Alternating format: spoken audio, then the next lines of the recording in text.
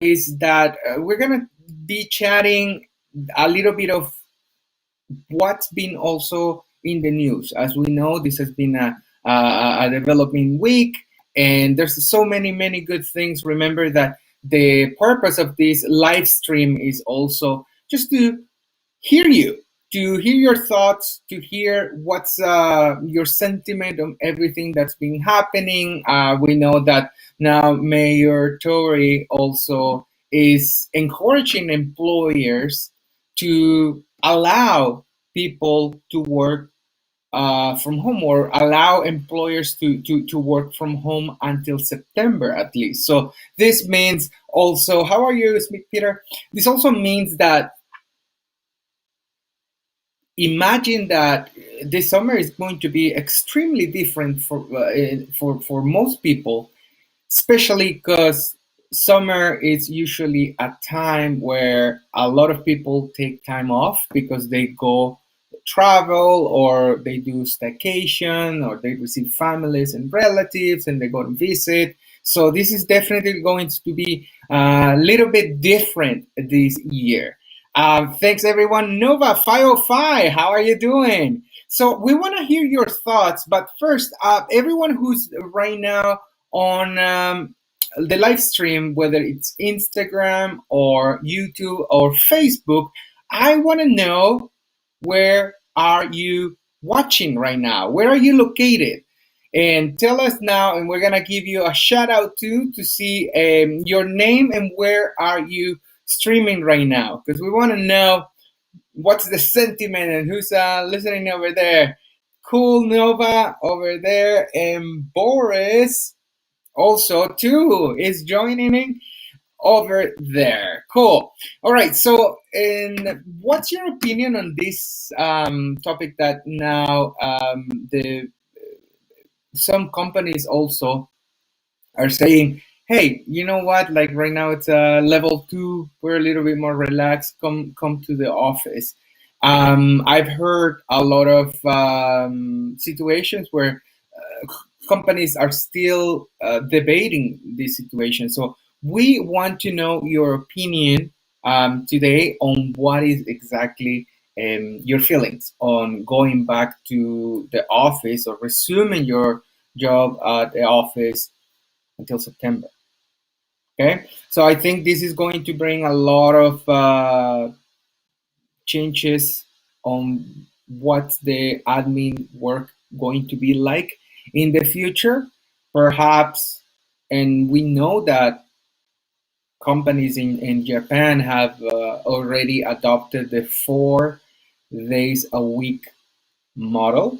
You don't have to work 8 hours, but 10 during those 4 days. But that means that you have 3 days to pretty much be relaxed and be with your family outside work. So we want to know that a little bit. The other topic that we've got in there is about the podcasts and a little bit of the battle of the podcast. It seems like with Spotify acquiring for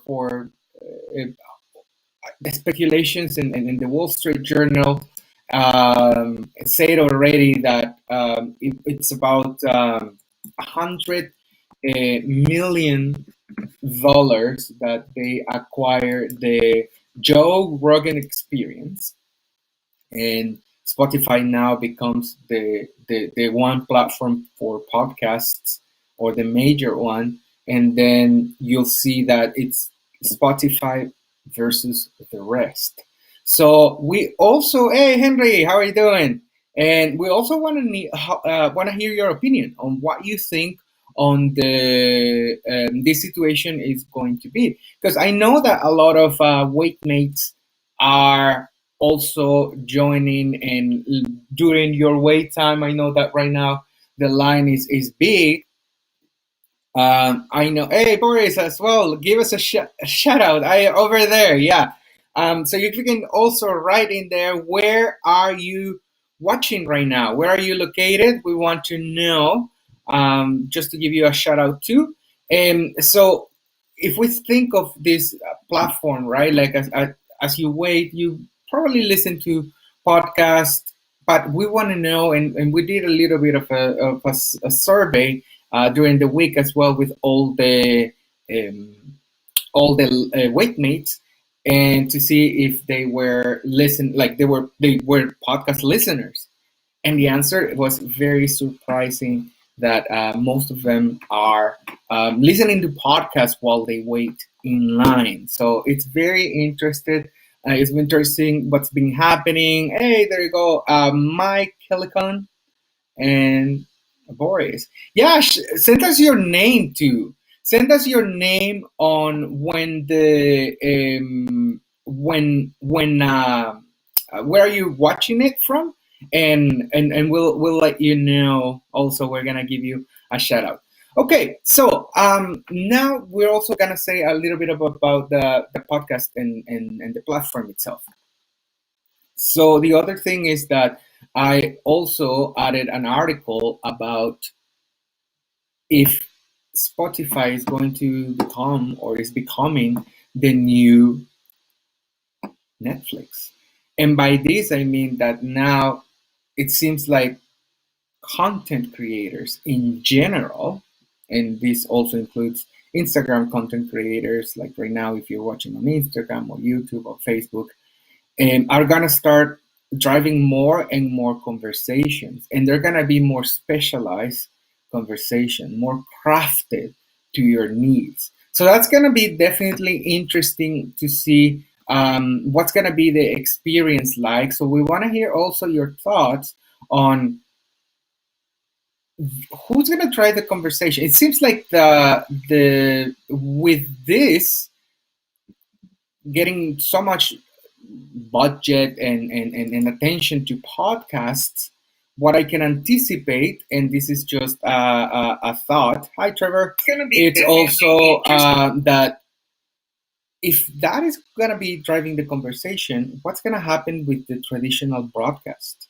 So I also would like to know your opinion about it because it's very important what's going to happen in the future. And I think this has accelerated for sure the fact that right now we are at home, everyone's trying to be quarantined, and everyone's trying just to make the best out of it. So that's why there's been a surge in podcasts, and there's so much efforts and so many efforts in just promoting them as well. So we want to know also what do you think of the traditional media.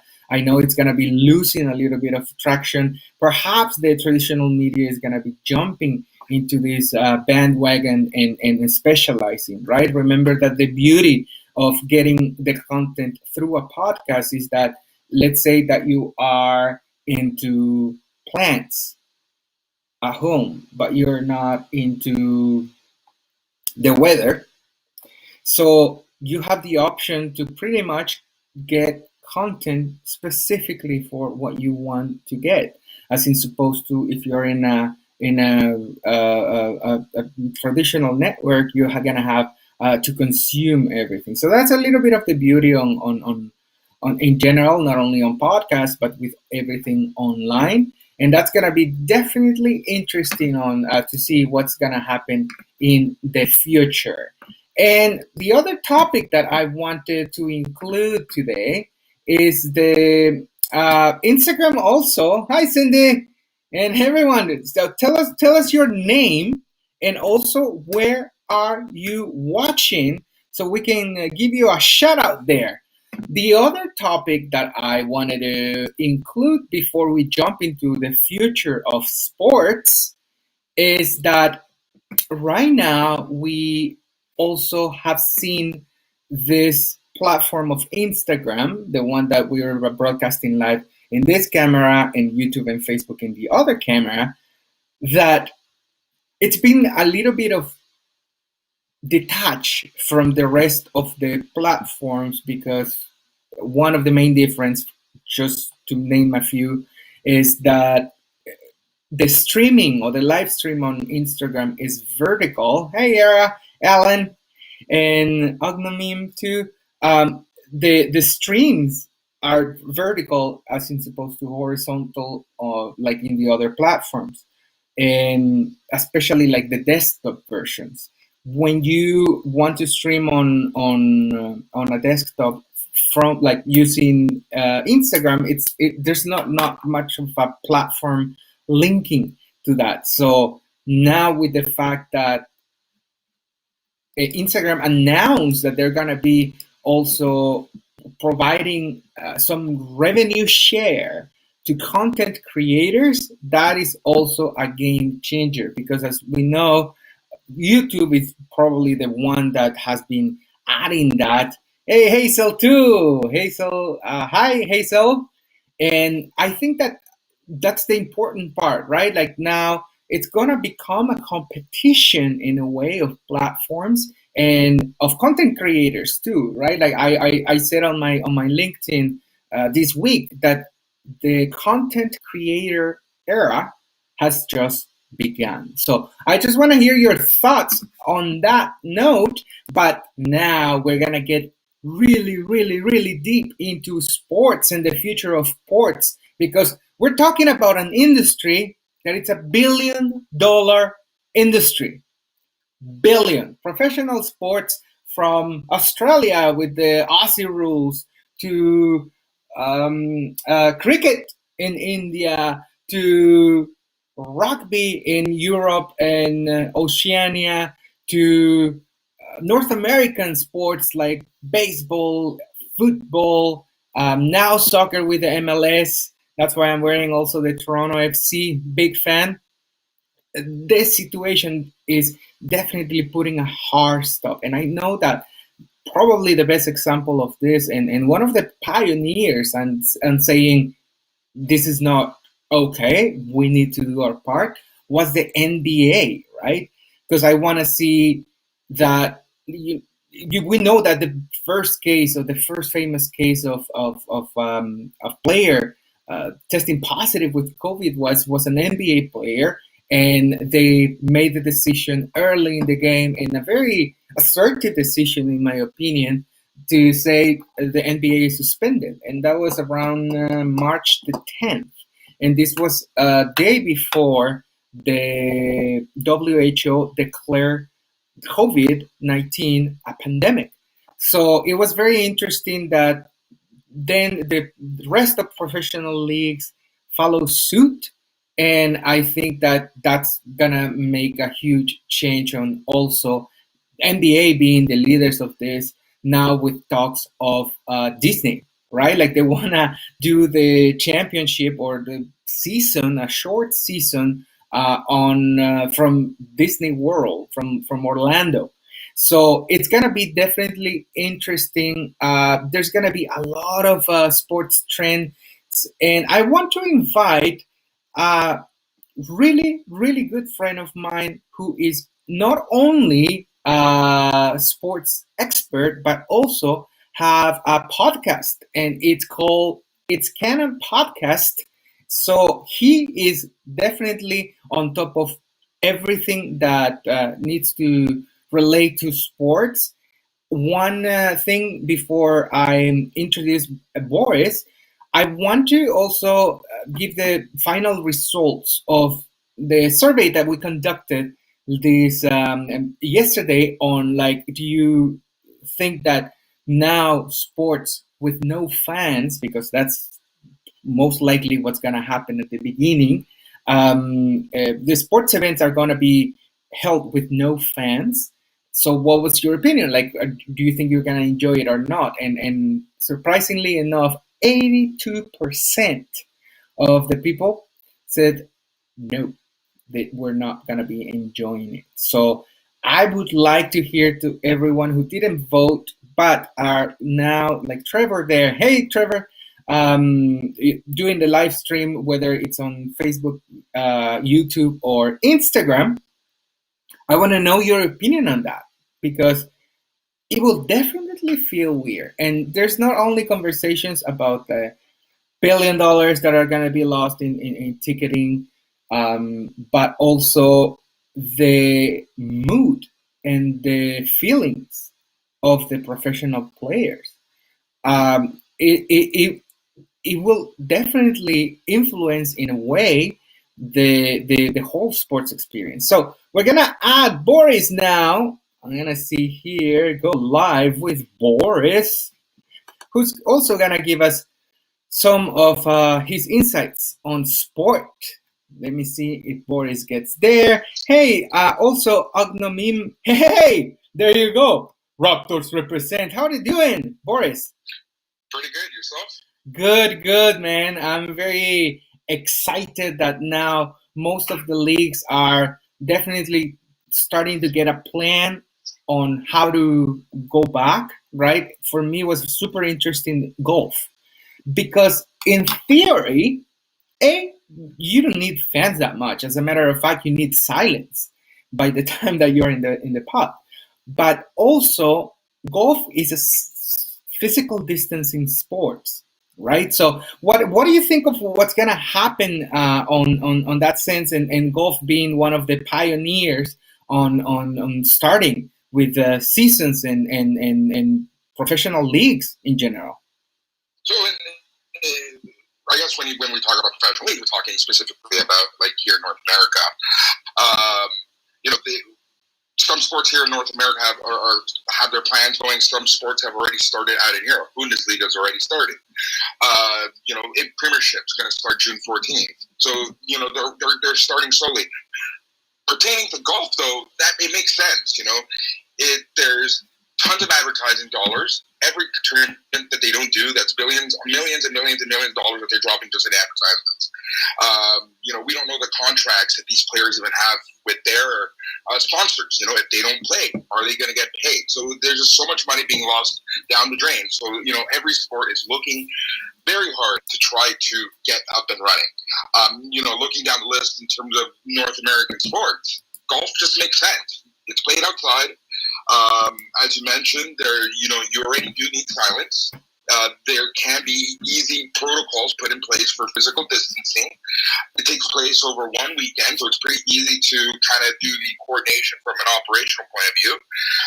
The interesting part, though, in golf, though, is going to be every week they play somewhere new. You know, how many courses will they be able to get to, you know, over the week after week after week after week?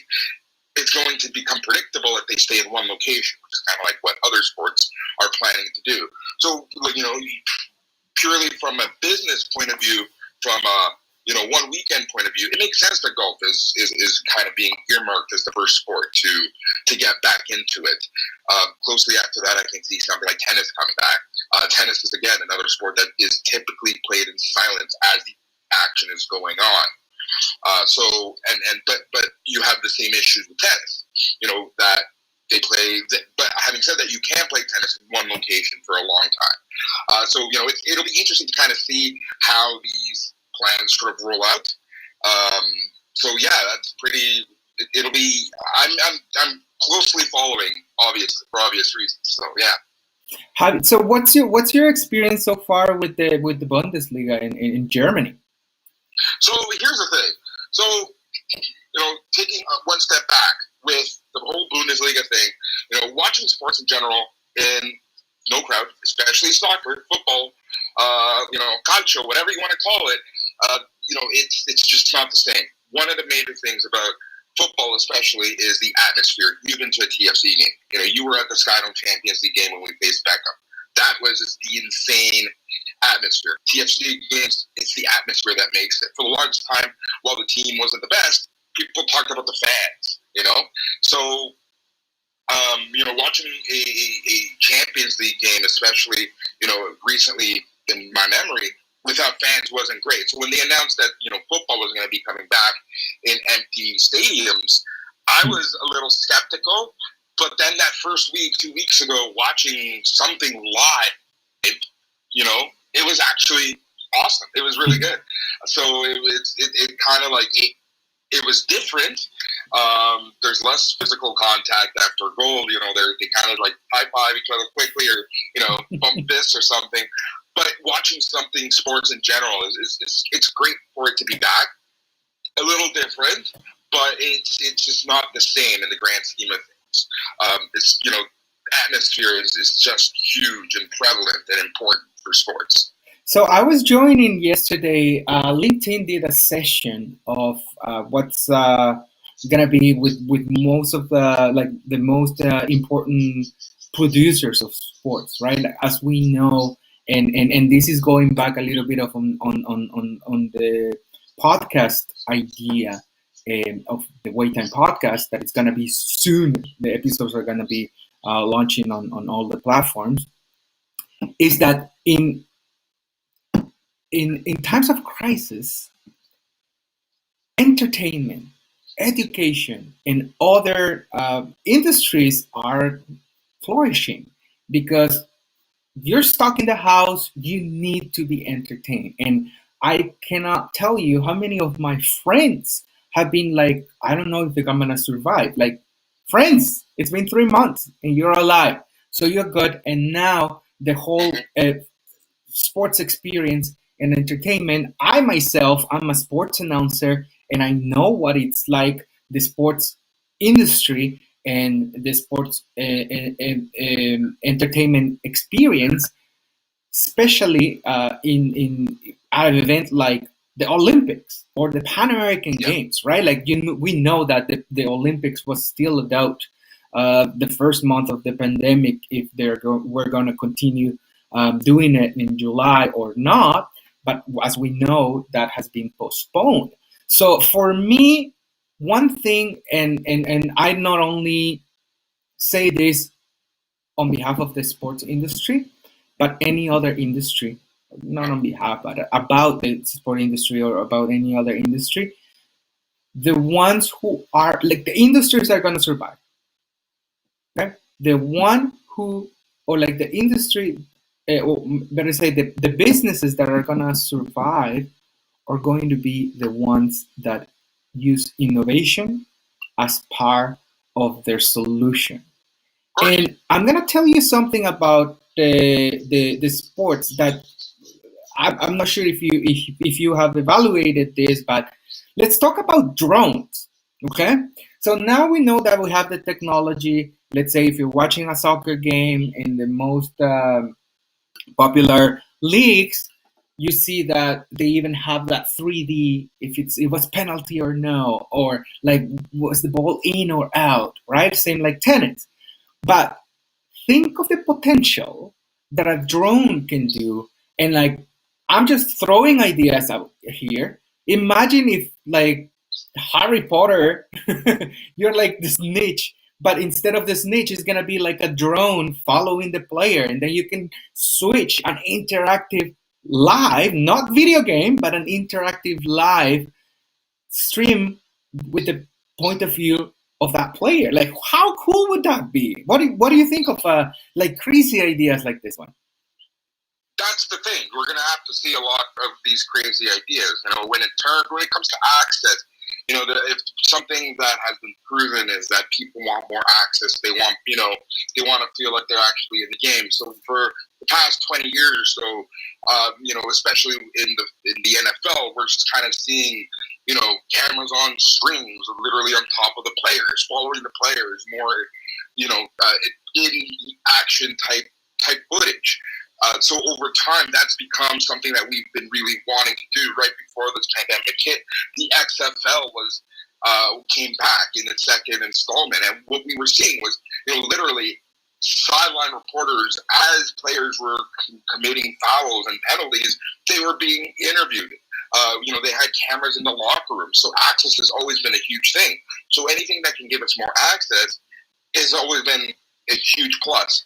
Now, when you put in innovation on top of it, that's exactly it. Like you said, it was a crazy idea, but I don't think it'll be a crazy idea. These players will get used to hearing some buzzing around them, their heads and whatnot. So for me, it's more, like you said, it's a race of who can adapt to technology the most and who can make it as open as humanly possible. Taking the element of fandom outside of the inside of the building, moving that to online resources, and online platforms, and how we can include the fans as much, if not even more now, that they're watching from home. So I think that's a part of what's stopping a lot of these North American leagues from starting up again. It's, okay, we're going to be SOL, there's going to be no fans, but what can we do to make it more interactive? Couple Couple weeks ago, there was a report from Joe Buck. Joe Buck is a Fox commentator, and he was saying that when NFL eventually comes back, even if they have to do empty arena games in September, they're going to literally pump in crowd noises to the feed so that it will feel like a crowd's actually there. Like one of those sitcoms, eh? Like exactly, like a live audience. Yeah, so they're thinking outside of the box already, and how can we get to make this more interactive and make this feel like as normal as humanly possible? And NFL's, they're ahead of the times when it comes to these types of things a lot of times as well. So it'll be interesting to kind of see what they do. Having said that, Fox is the network who brought us the neon puck for hockey games because Americans couldn't see a black puck on white ice. So go figure, right? Yeah, no, I think that it's just incredible the amount of opportunity that I see. Now, the live experience as it is, I want to tell you a story. So I was fortunate enough to travel before this all started, and I was in the Maracanã Stadium in Brazil. So in the museum, prior to entering the pitch, there's a storyline of what the Maracanã capacity has been, and for me, it was extremely shocking that at the beginning of the Maracanã, that happened, the Maracanazo. If you wanna dig a little bit more on that detail, for sure we can chat. But the Maracanã's capacity was almost 90,000 people. And then as you go and progress in the timeline, you see that capacity is just decreasing. So at one point I was like, shouldn't be the opposite, because what now stadiums do is when there's need, then they just expand, right? And just reading through I was practicing my Portuguese, by the way, Forrest. reading through the story. Yeah. You know what? You know why? You know why they were like the capacity was higher? Because they were standing. Mm-hmm. People were standing in the stadium, and I'm talking of in the 20s, 30s, 40s, 50s. Yeah. So what happened? So that means that commodities and a little bit more of the luxury and the sports experience was transforming, and they say no, now they have to be sitting, okay? Yeah. Because the game and people go before the game, etc., right? So the whole sports experience changed and shifted. So what I can anticipate for sports now, it's also something similar, but now think of that. If you are going to be able to afford to go to a stadium, it's going to be like your own booth. You're going to have that box experience, and that's definitely a big benefit from the business side of a venue. So I just want to elaborate on that idea on what do you think regarding the live entertainment experience of going to a stadium. I mean, the infrastructure is there, right? Like, it will be a waste if you don't use it. What do you think? So it depends, where in the world you are. The way that we view sports in terms of a money-making machine is very different here in North America as opposed to somewhere like in Europe. And the way that fans kind of see watching the sport. In Europe, when we talk about football, Premiership, in the 80s, it was a absolute gong show, to say the least. And because of tragedies, they've had to kind of change their philosophy. So when it comes to, standing, they had to change the rules, because of something like the Hillsborough tragedy and things like that. And so, they've had to install, take away terraces and install seating and things like that. So, and in Europe, for the most part, especially football, it's kind of go watch what you have to do. It's about the team, it's about the game. It's not about the entertainment spectacle per se. Whereas here in North America, it is about the show. When you go to a Raptors game, for example, you go watch the game. Yeah, that's fun, but there's always music playing. There's cheerleaders. There's games in between. During commercial breaks, it's more of a spectacle. It's more of a show. It's more of the game is just part of the entire experience. So here in North America, I can for sure see that your theory becoming something more true, where we might start seeing more private boxes. We might start seeing more groups. Group seating, and outside of your group, you're gonna be physically distanced. Things like that. And then it's going to be how can we, make it more entertaining for people. So it'll be interesting to kind of see how they expand and they kind of do that. Whereas in Europe, I can still see them kind of being, it's all about the sport. Get in, get at, we can make our money through ticket sales or whatever ticket sales we have. And I think that's just the entire mentality. Like the billions of dollars, not to say that, there's not billions of dollars in TV deals. The Premiership has some of the biggest TV deals in the world. But, we just see things differently here in North America, whether it's capitalist or whatever.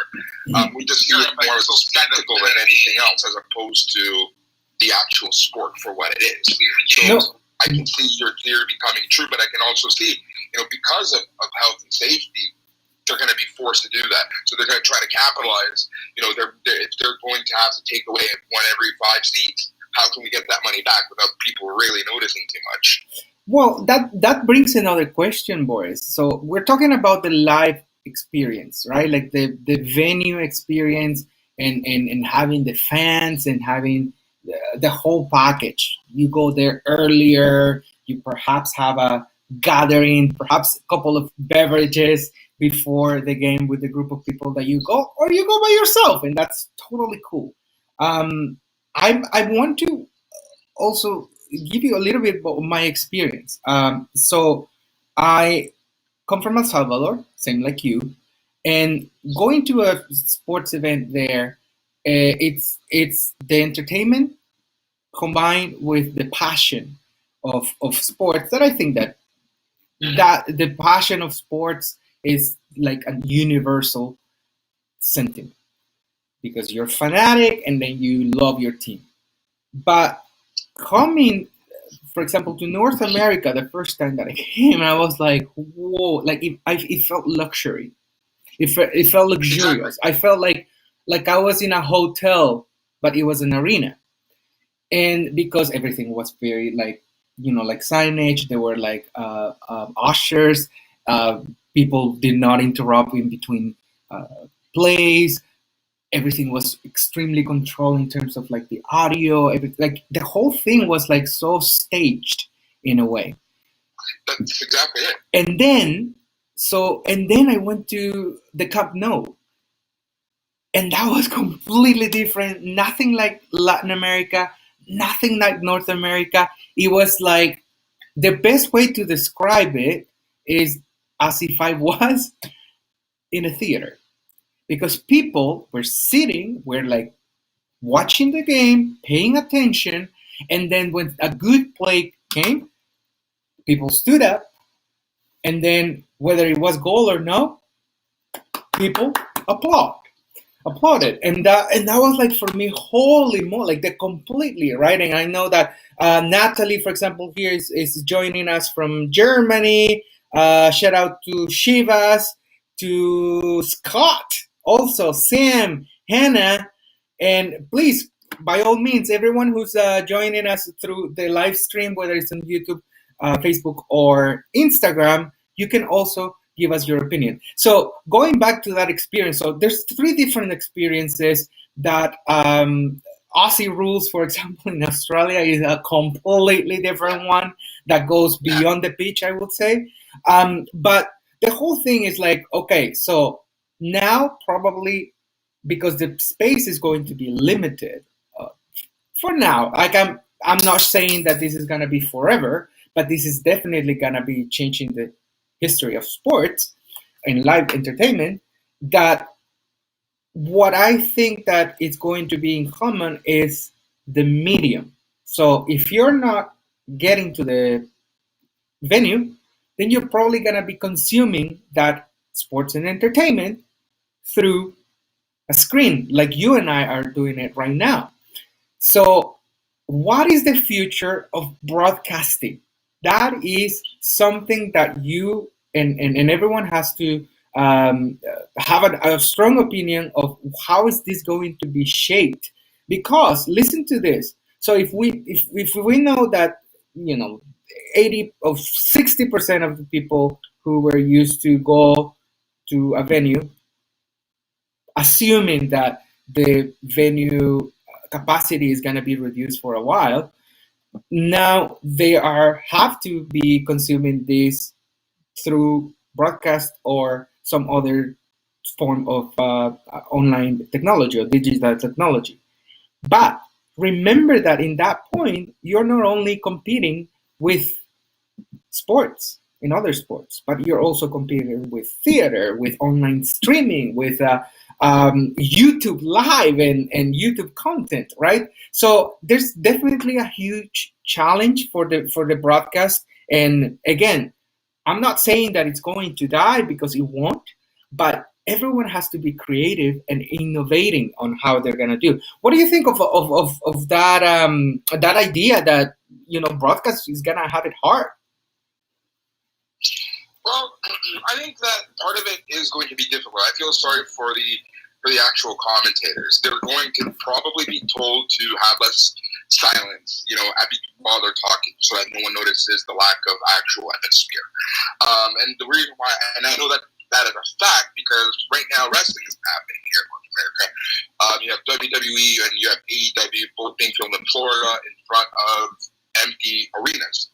Wrestling is all about the atmosphere as well.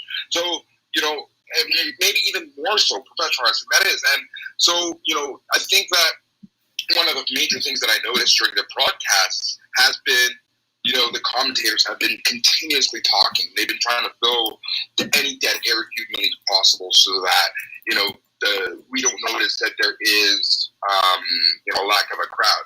So I think that's number one. You have the commentators having to step up their game.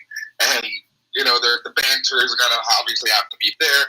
You're going to have more educated commentators as well to fill in that time to speak about whatever it is they're going to have to talk about. Then you come, looking at this from a director, kind of putting the entire broadcast together.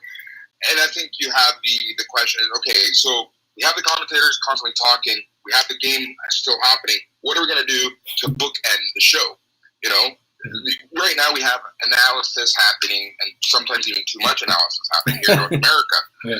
So statistic, right? It's all about it's all about numbers.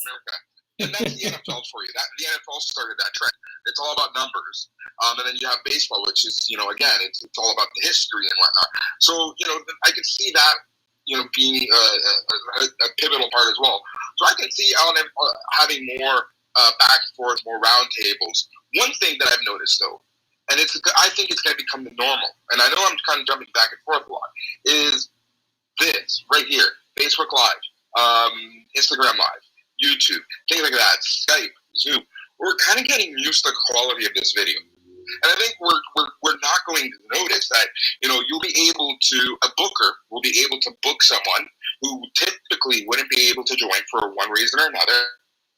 But now they'll just be able to easily zap them in, even easier, because we're used to this lower quality of content going through our TV. So they'll be able to bring in more guests, more educated people to talk about whatever game is happening, during the pre-show and during the post-show. So that's, I think that using technology in that sense is going to help for sure. So then the director, we talked about the commentators during the game. We've talked about the pre-show, post-show. Now let's talk about the actual game. Because the commentators are constantly going, the focus is still going to have to be on a sport. So now the director is going to have to make sure that from a visual point of view, we don't notice that there's no atmosphere. So we're going to probably see more zoomed in plays, and we're going to be seeing, going back to our previous conversation, in action plays.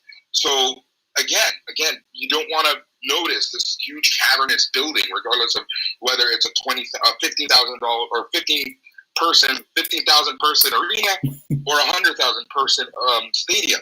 So we're going to probably see closer, zoomed in plays, aerial views, and things like that. And again, more banter with the commentators, more sideline reporting and things like that to kind of make us forget that, hey, there's nothing missing, so that we don't really notice it. And this is all something. These are things that wrestling shows are already doing. They're changing the style. They've had to change even how they film, so that you don't notice that things are missing. And that's North America. But when we look at Europe and Asia, for example, look at the North Korean or the South Korean football team that got fined for putting sex dolls out as fans, because they didn't really change the cameras. So in order to make it look less cavernous, they put sex dolls out there. They're gonna be starting playing on green screens. Yeah, exactly. That's exactly it. I would not put it past a North American team to put green felt out there and stimulate a crowd. Watch the NFL do that. I'm gonna bet my money that the NFL is gonna try to do that. And then, going back to Bundesliga, they put like cardboard cut out of fans, again, so that you don't see that anything is missing. And I'm not talking the entire stadium, just, the camera views, because they don't want you to think that anything's missing. But at the end of the day, a lot of people are happy that we're starting to get back to normal. And even though it's this great new world and the new ways that we are starting to do things, it's cool that, hey, that we can adapt a little bit and forget for a couple of hours that the world is literally on fire outside. It's so interesting, and for those who are just joining, we are talking about the future of sports in this live stream of w8time, and right now Mark has just joined also from Germany.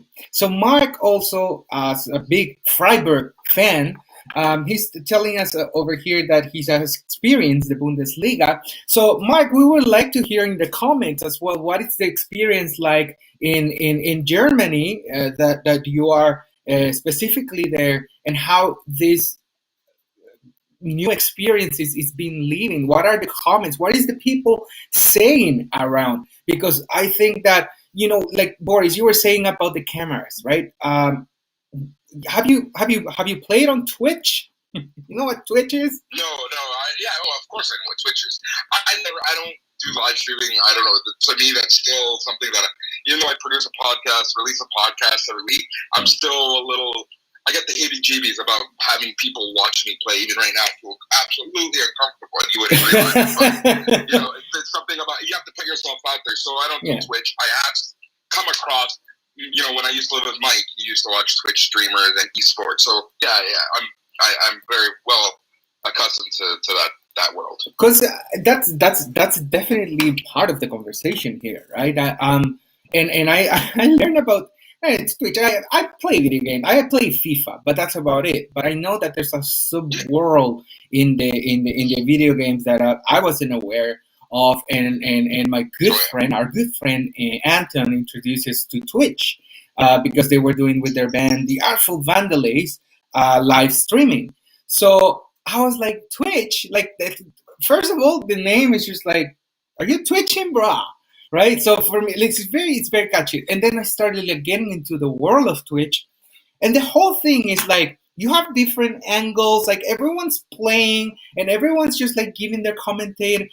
It's a whole experience. So that with fantasy football and all these virtual games, virtual sports, it's incredible that is driving right now the video game. So we're not far from that driving the experience. That not necessarily myself, if I see an audio laugh or audio cheer of the fans or a green screen, I'm gonna spot the fakeness right away, and I'm gonna feel it like it's fake. I was like, no. Instead, what I would prefer is just to get some creative ideas on what it's gonna be like, right? I know that, let's say 10, 15 years ago, they opened the locker rooms, right, for media, because they wanted to see like what it was like, right? I was watching last night the documentary on Netflix about Michael Jordan. I don't know if you've seen the Chicago Bulls and the legendary face that they had, and so like they weren't at the beginning of MJ's career, they didn't have the locker rooms, right? So it was just so bizarre, like how ugly the lockers looked, like dirty, and like the camera was there, and I was like, oh my god, I can smell it from there, right? So that's how everything has been evolving. And for me, I think that now we have an opportunity, as in supposed to, it's like fake meat. Here's the connection, boys. You can imitate the flavor of meat, but instead, or you can do a margarita pizza that doesn't need meat. So what's the difference? Is that one thing you're not complementing, or like the absence of, but instead you're being creative and trying a different thing, right? I just want to make a shout out to Nova. It says that she said, I'm watching Bundesliga right now. Bayern Munich is winning with the Dusseldorf 5-0, and broadcasting is great. Thank you very much, Nova, that you're doing multitasking, because that's what's going to be the future, right? I think it has to do also with the attention. As we said, you gotta, now sports broadcasting more than ever are going to be competing against other media. True. Overall, yeah, but I think we're seeing that regardless of this brave new world or not. It's just accelerated 1,000% right now. You know, it's. I think that we were heading in that direction anyways. A lot of these sports broadcasters were trying to figure out how they were going to take advantage of this, of this being social media and everything that it involves, and kind of seeing where they can take it. But now they're going to be forced to. And, you know, they're going to be 100% forced to. Like, I can see one of the things being, you know, hey, there's your game going on. You can watch it on your TV or on your computer or whatever. And on the side, they're going to be having, like, an interactive chat. Like, you can have a host completely outside of the TV broadcast, only for social media, that you can have this back and forth conversation with. One screen on the TV, the other screen on social media. And that's 2 revenue streams. Agreed. At the end of the day, they're going to be doing this for the money. Let's be honest here. They're not doing this for our entertainment. They're doing this for the money.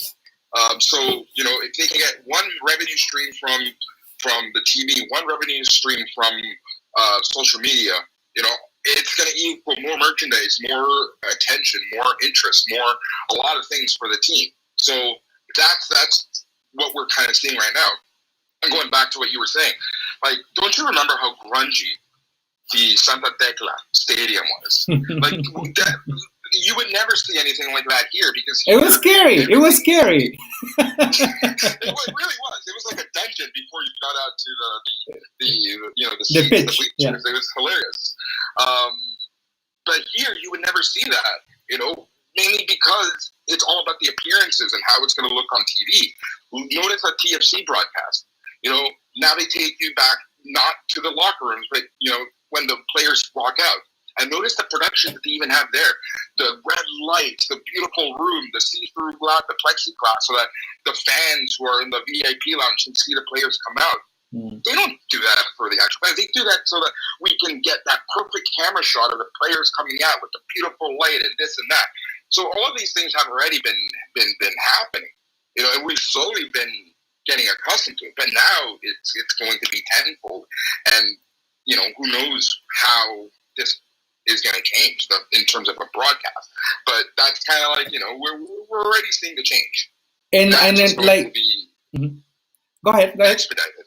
Yeah, I'm just going to say, it's just going to be expedited. It's an exponential growth.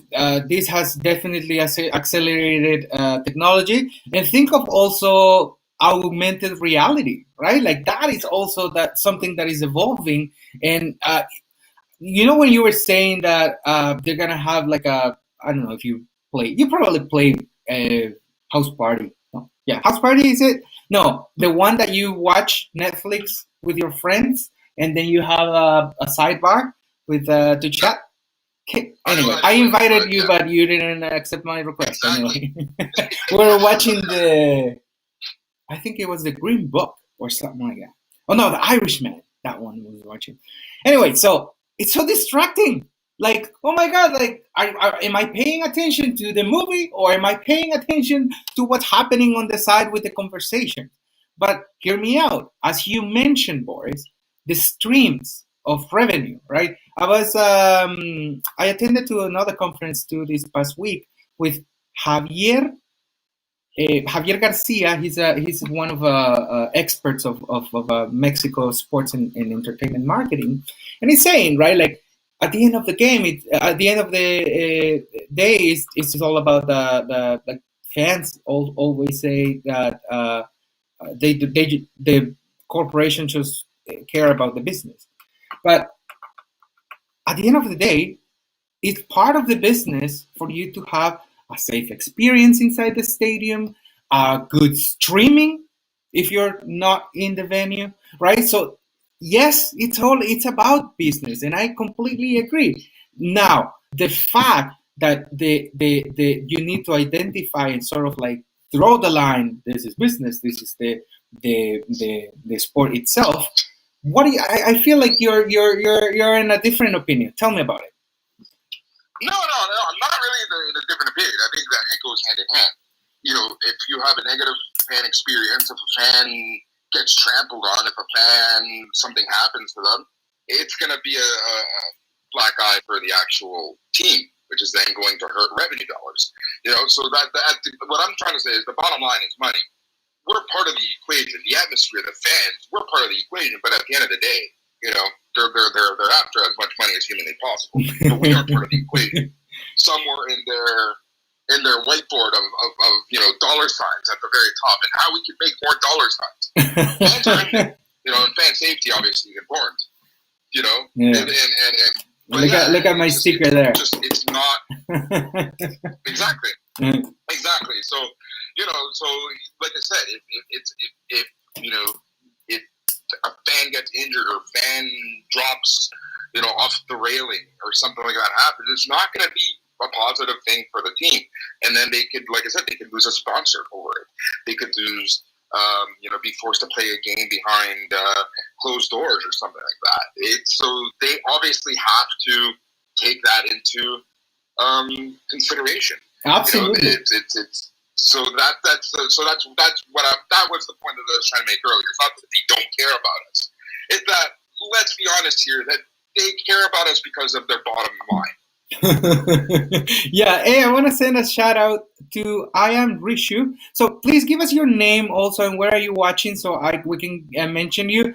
And Barak and Michael Pimpao also, who has just joined. We're talking about the future of sports. We only have 5 minutes, boys. I don't want to leave without mentioning a little bit of what's going to happen with the players, pretty much like well-being, mental health, what's gonna be like with the trust of the fans overall, and also because we know that in order for big sport events to hire the bigger stars, bringing you the best broadcast experience, investing in all this technology that we're talking about, they need sponsors, right? So what do you think in terms of like the mental health and the pressure that professional players have are used to, and they have it in their DNA that they're used to play with pressure, right? Pressure of the people,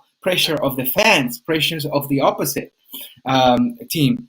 But what about the pressure? And we all know that that's probably one of the pressures that they don't handle well is with the administrative pressure. So now with this, they're probably gonna be like, oh my god, like we don't have anyone cheering for us, and now we're gonna be like, okay, the general manager is really my boss. So I wanna go through that psychology. What do you think that's gonna happen? And lastly, also how also advertisers and investors are saying like, okay, live events, including sports and entertainment, are not dead. And how can we reactivate this? Go.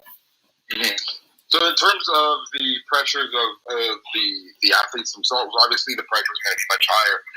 They are not only have to worry about competing at the highest possible level at the drop of a dime, but you also have to take into consideration their actual physical health.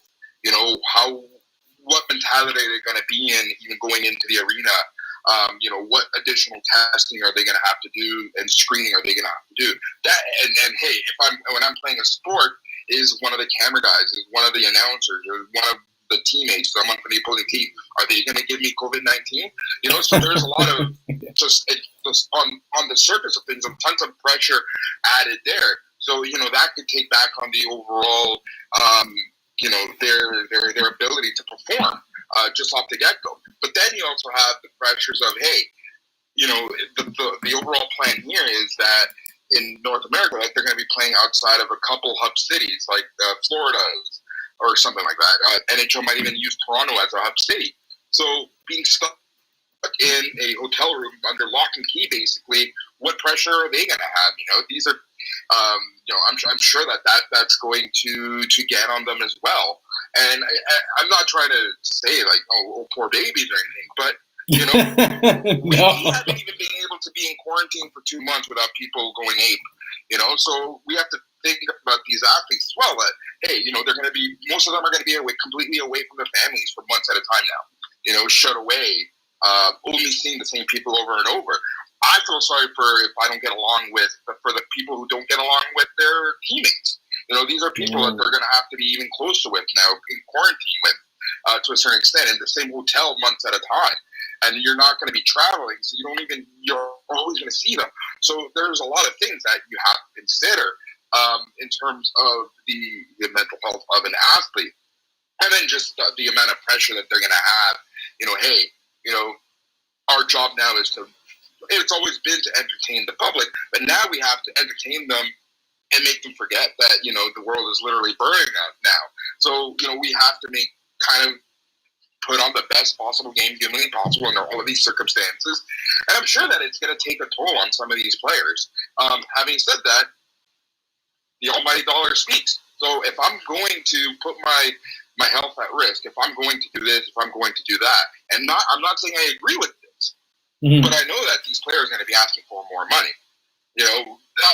Whether they deserve it or not is a whole other conversation. But at the base of it, they have more pressures, they have more uncertainty, they have health concerns now. They're going to be asking for more. They're going to be asking for more. Okay, so we only have a few seconds left. Boris, thank you very much. And Monica over there has just joined. Gab, also on Facebook. Shout out to Val, Abby, Corey, Ana Silvia, Danny D, Anna, and Johnny for joining. We talk about this future of sports in this live stream of Wait Time. Thank you very much, Boris. Tell us what you are up to in the next 20 seconds. So what is... I am recording the It's Kind of podcast tomorrow. It's going to be out tomorrow night. It's a podcast about anything and everything. We talk about comic books, movies, TV, real-life events. Tomorrow, we're actually going to be talking about artificial intelligence. And we planned this episode weeks ago. And it's just perfect timing with everything that's been happening on social media. We're going to expand on, the AI robots going through social media posts and blocking them and things like that, and the effects that's obviously having in the world now. So we're going to be talking about that tomorrow, and you will be able to catch it on itscanonpodcast.com, anywhere that you stream podcasts, Apple, Stitcher, Spotify, et cetera, et cetera, et cetera. And it's a fun show, we talk about real life shit, and it's always a fun time. Amazing. Thank you very much, everyone who joined. And this is going to be on YouTube, Facebook, and also on Instagram for the next 24 hours, just on Instagram, but then YouTube and Facebook, you're good. Thank you very much, Boris, and until next time. Until next time, guys, on YouTube and Facebook, thank you very much for joining. You're going to see this later on a little bit edited. Thanks for joining everyone who were participating.